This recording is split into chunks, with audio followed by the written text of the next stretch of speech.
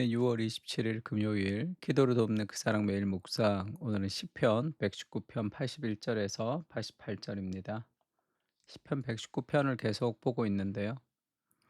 지금 119편의 83절을 보면 그런 표현이 있습니다. 내가 연기 속에 가죽 부대 같이 되었으나 주의 율례들을 잊지 아니하나이다. 그러니까 연기 속에 가죽 부대 같이 되었다는 것은 굉장한 고통을 당했다. 그런 진퇴양난의 상황을 지금 맞닥뜨렸다라는 뜻입니다. 그 예전에 유목민들이니까 이제 텐트를 치고 이제 그 가죽 부대에 이제 포도주를 넣거나 이제 물을 마시기 위해서 인제 달아 놓죠, 텐트 안에. 근데 인제 불을 피게 되면 그 가죽 부대가 인제 거먹게 인제 그르게 되는 거죠. 그 텐트 속에서 가죽 부대가 늘 인제 검은색으로 그을리게 되니까 그렇게 "연기 속에 가죽 부대 같다." 하니까 그것이 인제 관용어구로 쓰이는 거죠. 굉장히 고난 가운데 있는 상황을 맞닥뜨릴 때 그렇게 사용합니다.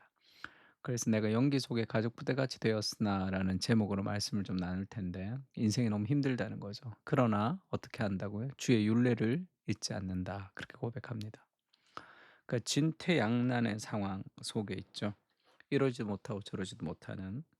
그래서 시편 기자가 지금 그런 상황이죠. 그래서 버틸 힘이 없고, 왜냐하면 이유를 알 수 없는 고난을 당하는데 또 내가 해결할 길이 없는 상황인 거죠. 나의 영혼이 주님의 구원을 사모하기에 피곤하오나 나는 주의 말씀을 바라나이다. 지금 너무 지쳐버렸다는 거예요. 그래서 하나님의 구원을 사모하기에 너무 피곤하고 지친다. 왜냐하면 이 고난이 길어지고 답이 나오지 않으니까. 그 주의 말씀을 바랍니다. 주님 말씀해 주십시오. 나의 말이 주께서 언제나 나를 안위하실까 하면서 내 눈이 주의 말씀을 바라기에 피곤하니이다. 하나님의 구원을 계속 바라는데 너무 피곤하고 지쳐버렸다는 거예요. 그러면서 언제 나를 위로해 주실까? 언제 하나님이 나에게 찾아오실까? 이 고난을 언제 끝내 주실까?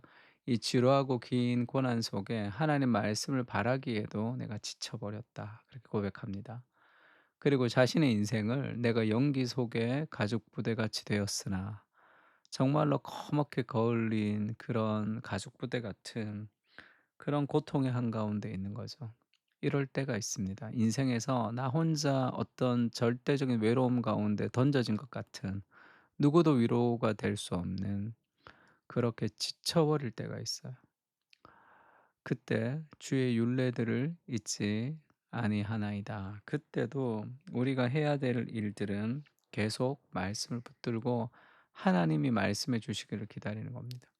우리가 인제 낙심하고 탈진하고 '아 내가 못하겠구나.' 그렇게 인제 번아웃되는 대부분의 이유들은 내가 기대했던 것이 되지 않을 때, 내가 힘을 썼는데 뭔가 내 뜻대로 되지 않을 때, 그러니까 다 인제 나에게 포커스를 맞출 때 그렇게 우리가 낙심할 때가 있습니다. 그러니까 하나님께 좀 포커스를 맞추고 늘 하나님이 내 인생의 가장 아름다운 길들을 인도하신다는 것을 신뢰할 때 우리는 소망 가운데 계속 지치지 않는 열정으로 전진할 수 있는 거죠. 주의 종의 날이 얼마나 되나이까? 나를 핍박하는 자들을 주께서 언제나 심판하시리이까? 주의 법을 따르지 아니하는 교만한 자들이 나를 해하려고 웅덩이를 팠나이다. 그런 상황 속에서 그가 하나님의 말씀을 붙들겠습니다. 어렵지만 말씀으로 시작하겠습니다. 내가 말씀을 포기하지 않겠습니다. 그렇게 고백하고 있죠. 인생이 고통 가운데 하나님이 그 고통을 해결하시는 방식이 그들의 고통 때문에 여호와께서 부르짖으며 그가 그들의 고통에서 그들을 구원하실 때 그가 그의 말씀을 보내서 그들을 고치시고 위험한 지경에서 건지시는도다. 하나님이 말씀을 보내서 그 말씀이 우리를 그 위험한 지경에서 건져지는 겁니다. 그래서 우리가 인생에서 뭔가를 할 수 없는 그런 전진할 수 없는 상황에서는 말씀 붙들어야 되는 거죠. "한 말씀만 하소서." 이런 소설이 있죠. 박완서 씨가 쓴 소설인데 약간 따지듯이 얘기하는 제목이기도 합니다. "하나님 말씀 좀 해 주세요." 자기 20살 넘은 의대를 다니던 정말 자기의 가장 큰 인생의 동력이었던 사랑하는 아들이 이제 교통사고로 죽은 일이 있습니다. 그래서 박원서 씨가 아주 초신자였는데 성당을 이제 얼마 다니지 않는 초신자여서 자녀가 죽은 아버지의 마음, 그 엄마의 마음, 부모의 심정을 절절하게 쓴 그런 이 에세이 같은 책이죠. 자식을 잃은 참척의 고통과 슬픔을 이제 일기를 썼습니다. 글을 쓰면서 좀 치유되기도 하고, 결국은 그를 회복시키는 것은 하나님의 말씀 한 말씀이죠. 하나님의 깨달음입니다. 그 자신이 왜 우리 아들이 죽어야 되는가에 대해서 하나님에 대해 그렇게 많이 따졌는데 이제 그런 생각이 좀 들었다는 거예요. '왜 그럼 우리 아들이 죽으면 안 되지? 왜 우리 아들이 빠져야 되지?' 그런 수많은 사람들이 지금도 죽는데, 세상에서 그 사람들이 죽는 것은 괜찮고 '왜 우리 아들만 안 돼야 된다고 내가 생각을 했지?'라는 그 어떤 생각의 실마리를 가지고 이렇게 그가 인제 그 절망 속에서 이제 헤쳐나오는 그 장면들이 있습니다. 그 하나의 깨달음이죠. 인생의 고난 속에서 우리가 기다려야 될 것은 하나님의 말씀인데, 그 엘리야가 850대 1의 싸움에서 승리하고 '내가 죽기를 각오합니다.' 할 정도로 너무 탈진한 상태에서 먹고 그 회복하며 쉬면서 하나님의 산 호렙에 올라갈 때, 그때 하나님이 불 가운데 지진 가운데 폭풍 가운데 하나님이 나타나시겠다 생각했는데, 불도 지진도 폭풍도 하나님 계시지 않았습니다. 그것이 다 지나가고 나서 "세미한 음성이 있었다." 이렇게 얘기합니다. 세미한 음성.